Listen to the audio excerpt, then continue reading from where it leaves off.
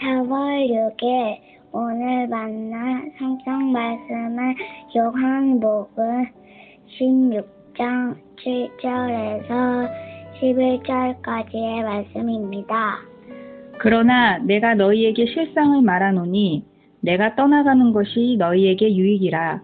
내가 떠나가지 아니하면 보혜사가 너희에게로 오시지 아니할 것이요 가면 내가 그를 너희에게로 보내리니 그가 와서 죄에 대하여 의에 대하여 심판에 대하여 세상을 책망하시리라.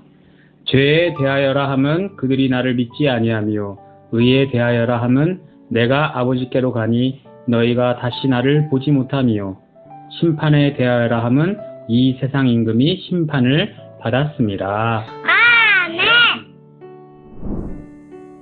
오늘 만나로 만나주시는 하나님을 기대합니다. 예수님께서는 자신이 제자들을 떠나는 것이 유익하다 말씀하셨습니다. 예수님께서 떠나가시면 보혜사 성령께서 오시기 때문입니다.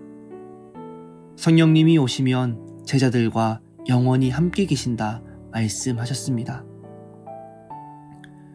예수님께서 성령이 오실 때 세상에 대해서 책망할 것이라 말씀하십니다. 죄에 대해서, 의에 대해서, 심판에 대해서 책망하신다 말씀하셨습니다. 죄에 대하여라 함은 하나님의 아들로 오신 예수님께서 자신을 증거하실 때 그들의 믿지 않음을 일컫는 말입니다. 의에 대하여라 함은 세상적인 의의 기준으로 예수님을 판단하고 예수님을 십자가에 못 박아 죄인이라 칭하였던 자들에게 하늘의 재판관이신 하나님께서 예수를 다시 살리심으로 온전한 의를 보여주셨음을 나타냅니다. 세상을 향해 예수님께서 죽으신 의미와 그것을 행한 예수님의 순종과 사역의 완성을 선포한다는 뜻입니다. 심판에 대하여라 함은 이 세상 임금이 심판받았기 때문입니다. 예수님의 부활, 승천으로 말미암아 이 세상의 임금인 사탄은 실패하였기에 성령이 오시면 세상 사람들에게 하나님의 의로운 심판이 있음을 선포할 것입니다. 성령께서 오시면 새로운 백성을 창조하실 것입니다. 성령으로 새롭게 된 백성들을 통해 세상의 죄와 의와 심판에 대하여 책망하실 것입니다. 예수를 믿지 않은 것이 얼마나 큰 잘못인지 알게 할 것이고 자신들만의 의의 기준으로 예수를 죽인 것을 책망할 것이고 예수의 십자가와 부활이 세상의 임금에 대한 심판이 될 것이기에 성령은 세상을 책망할 것입니다.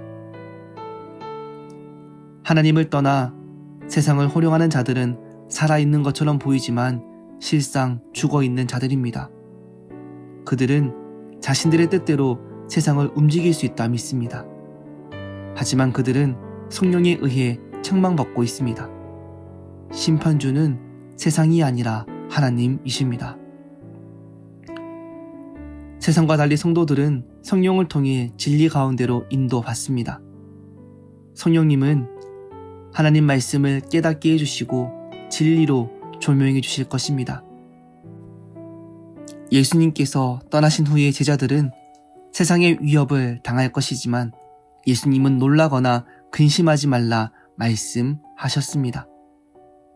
성령께서 오시면 그 고난의 의미가 드러날 것이고 세상의 승리처럼 보이나 반드시 그리스도께서 승리하시기 때문입니다.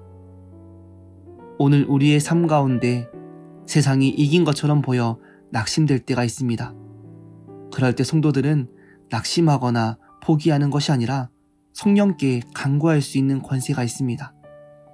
오늘 하루도 진리이신 성령 하나님을 간구하며 세상 가운데 십자가의 진리를 붙잡는 인생 되시길 소망합니다. 기도하겠습니다.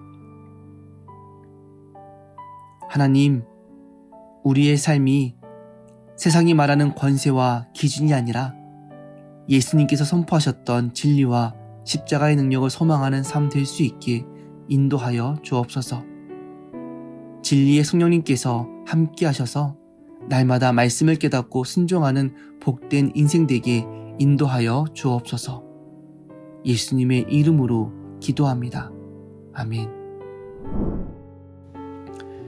이제 두 가지 기도 제목으로 기도하겠습니다. 세상의 논리에서 하늘의 진리를 따르는 삶으로, 일상의 근심에서 주님을 향한 순종과 소망의 삶으로 나아갈 수 있게 성령으로 역사하여 주옵소서. 다음 세대와 광성학원을 위해 기도합니다. 세상의 권세에 압도당하는 인생이 아니라 진리이신 예수 그리스도를 올바로 알고 경험하고 고백하는 걸음 될 수 있도록 인도하여 주옵소서. 이 제목으로 기도하신 후에 개인 기도 하시겠습니다.